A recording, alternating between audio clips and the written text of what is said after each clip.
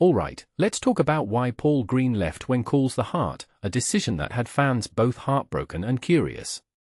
Now, if you're familiar with the show, you know Hope Valley is the kind of place where drama isn't in short supply. But Greene's exit? It wasn't some explosive storyline, it was a quiet, career-focused choice that actually mirrors a real-life tension a lot of actors face.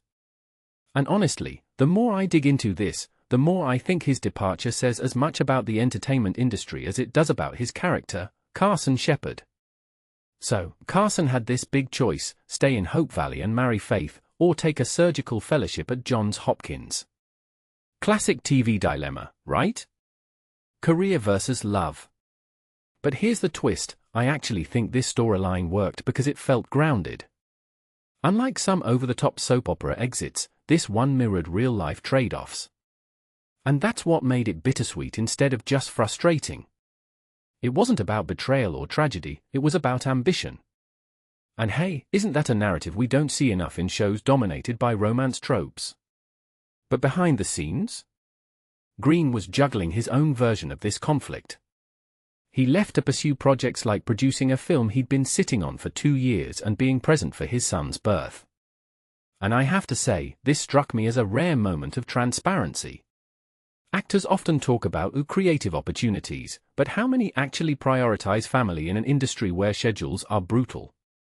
For Greene, it wasn't just about saying yes to new roles, it was about saying yes to life outside the studio. That's a flex a lot of performers dream of but rarely execute.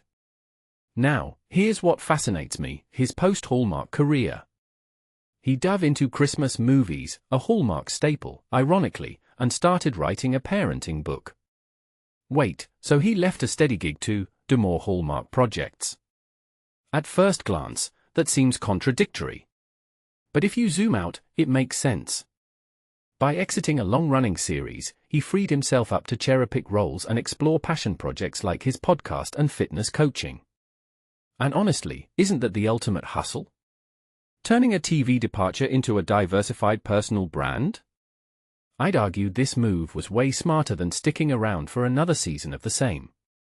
And what about that door left open for his return?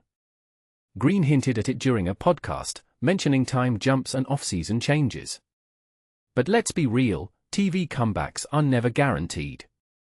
The fact that he didn't burn bridges speaks to his awareness of how unpredictable storytelling can be. Still, I wonder, was this ambiguity intentional?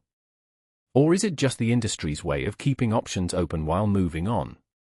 Either way, his exit feels like a masterclass in balancing gratitude for a role with the courage to pivot. At the end of the day, Greene's choice isn't just about one actor's career, it's a case study in prioritization. How do you weigh stability against creative freedom?